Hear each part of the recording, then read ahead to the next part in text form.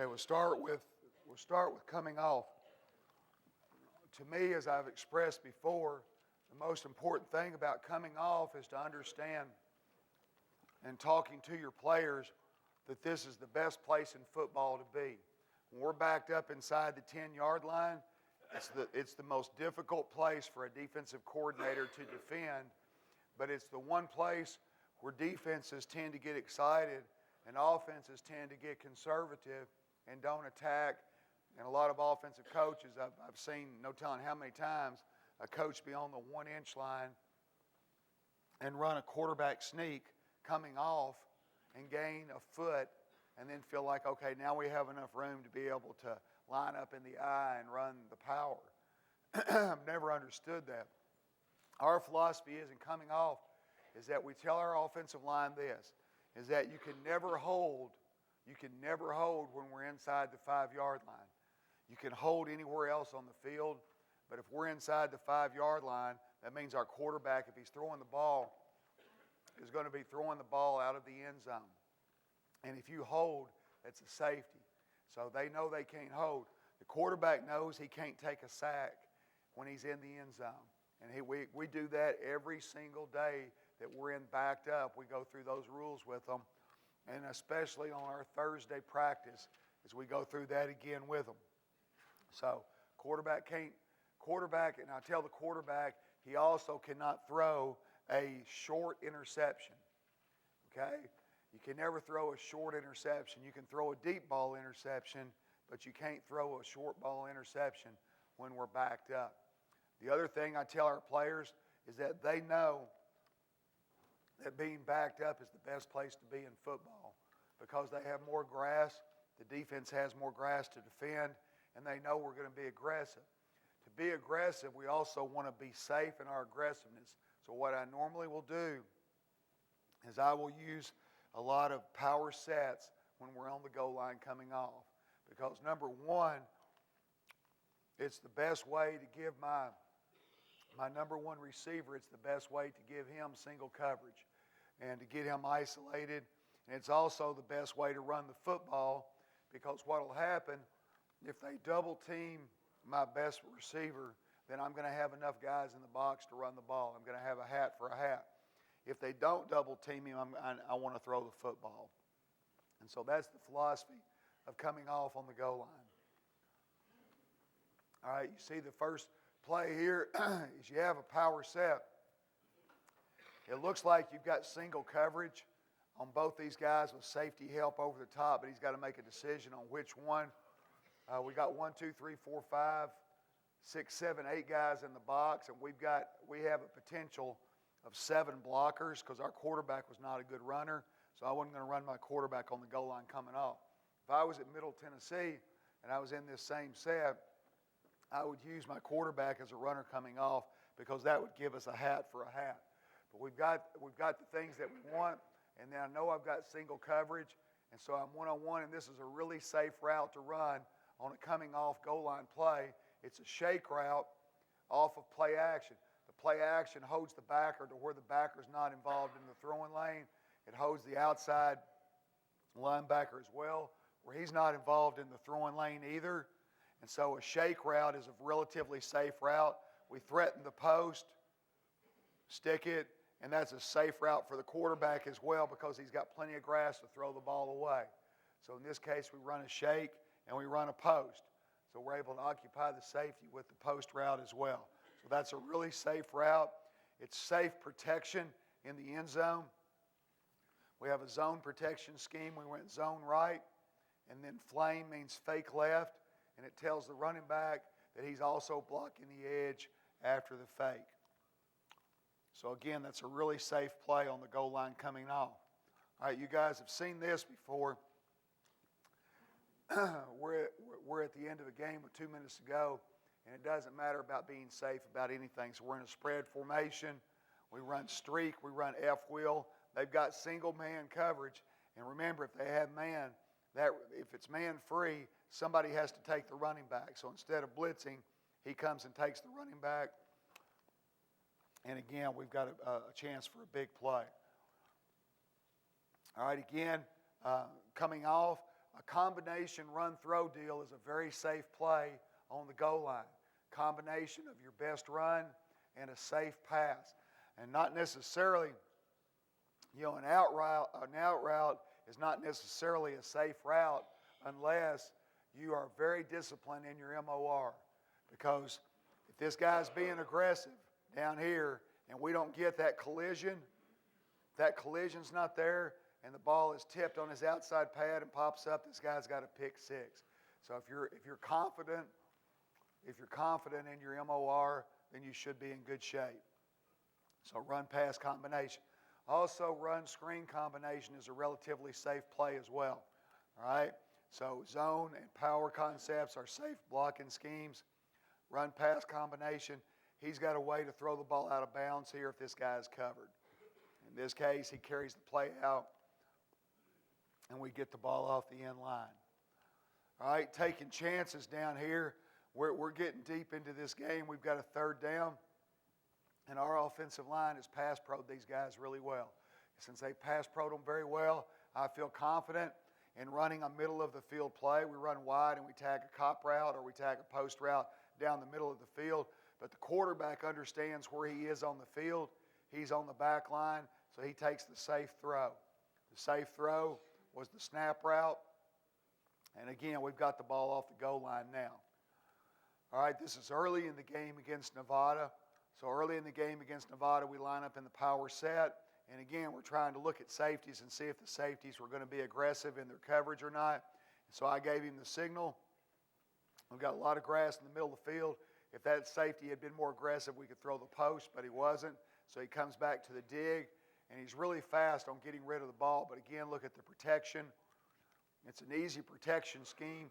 And the one thing I tell the running back, I tell the quarterback, is that when we're doing our run-pass combination out of a power set, if we're running kick, as I always tell them, kick means that you're one of the backs is going to one direction, and for you to be safe, send the other back the other direction. So that's what he turned around and whispered to the other back. Okay, so in other words, we had kick right. So he knows the up back is going to kick the D in, and we have a guard coming to that side. On the back side, since we didn't have a tight end, we had two wide receivers, he knows he's going to get the hinge on the back side. That's not a real safe block. So he may make a call to the tackle to tell the tackle, hey, I'm throwing the ball. I need you to be safer on your protection. But we have a vulnerable deal is that if they bring an edge blitz, we're in trouble. So I tell him, he looks around to the running back and he tells the running back to go opposite. So the running back now goes opposite of the kickback, and so there's no fake on it. You saw he opened up to the right where he should have opened up left, but he opens up to the right, but he's protected on both sides. So we've got maximum protection, and we've got two guys out in the route. So again, safe play. All right, every now and then, this to me is a fairly safe trick play on the coming off part of the field because we've only got one receiver going out. All right, you say, well, Coach, you're handing it off. You got a guy coming free. We practiced this about 20 snaps during the week of every scenario to where that guy was going to get hit and be able to toss the football. So he's getting hit just like he did in practice, tosses the ball. And what happens a lot of times on trick plays, if you look at this, why would that guy not just keep rushing? Because human nature doesn't allow him to. Same thing you see the NFL. It's called the oh shit move. There it is. Oh shit. Okay, he stops, and again, we're there. So trick plays from there again. These are some of the power again. We've got double combination routes with those guys, or in this case, it might have been just one receiver, or we're playing Mississippi State. What we would do, if we wanted to call the receivers off the route, then we would signal in to the receivers. When we signal the play, we would signal to the receivers, block. And that told the receivers that no matter what, you're not running a route, you're blocking. And that way it was a safer play. So against Mississippi State, we went into an unbalanced look, brought in an extra offensive lineman, and ran a relatively safe play on a short yardage play and a power play coming off on the goal line. Look at a couple more of these. All right, again, here's safe play. And to me, I probably made a mistake here. I probably should have, that's the coverage that you want. I probably should have thrown the football on that, because you can tell that's a safe throw.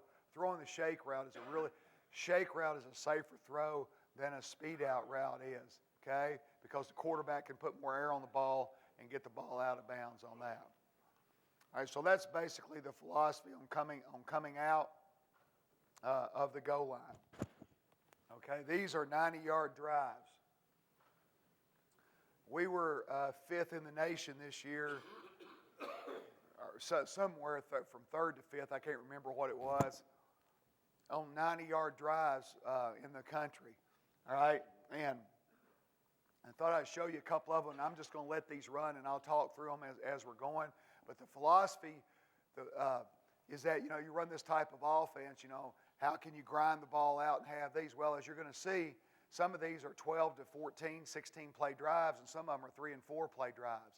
If you watch Oregon play football, you see a lot of 4 and 5 and 6-play drives. And so we had these deals where we were backed up. It would seem like this year we were backed up more than any team that I've ever seen in college football, to where we were playing from behind. But how do you get 90-yard drives? How do you get long drives? You saw it yesterday. Somebody has to make a play. You've got to have completions, and somebody has to make a play. But I also thought, if you watch these drives, as you'll see the changing of formations. You've already seen spread formations. You've seen tight formations. You've seen 3 different times of protection already. You've seen 90 protection. You've seen rollout protection. And you've seen power protection. All right, now you see run-pass combination. Quarterback tags the post, hits the out route. All right, again, run-pass combination. Zone with the wide tag. This is the one you guys saw yesterday, where the safety decides to cover the corner route as the running back is running behind him for the touchdown. All right, that was 1, 2, 3, 4, 5, 6. 6-play, 90-yard drive. And here was the cool thing about that drive, is we used about 4 different types of formations in the drive. We used 3 different types of pass protection in the drive, and we had every type of possible play that you could see in a quick 90-yard drive. All right, here's another one. This is against San Jose. Quarterback misses the handoff. Got a bad play. He does a good thing. He misses the handoff. What does he do? What do you teach your guys to do if they miss the handoff? Follow the play. Where was the play going? He does a great job on following the play. All right, we've got play action, a play that we thought we were going to have a shot at. And again, the quarterback just extends the play. Doesn't throw the ball. What can he not do on the goal line coming off? Can't take a sack. Never take a sack. So again, we haven't had a good play yet. Now it's third down. Just make one third down play. We make one third down play. All right, after a third down, we give another formation. We've given 4 formations now to start this drive off with. We get our ass kicked on that play. Come back, run a quick play, run the out route. Quarterback throws a slant. We've got another third down conversion coming up. We've got to be able to convert a third down. It's third and long, 3rd and 9. Throw the ball to the back, because he doesn't force the ball. He knows he cannot throw interceptions when he's backed up. Okay, you can throw interceptions, but not when you're backed up. And again, somebody has to make a play. All right, now we got that big first down. After that big first down, what do? Play fast. Okay, so we go attack, change the formation, run trips right tight, and we've got them back on their heels now. All right, again, now what do? We got 9 yards. What do we do the next play? We go attack again. We run the zone again. All right, now all of a sudden, these guys that we couldn't block are having a hard time getting lined up. We've got good tempo going. Kid does a nice job running the football. We've got it going. All right, even though I did change personnel. I broke a rule. I could have just said NASCAR.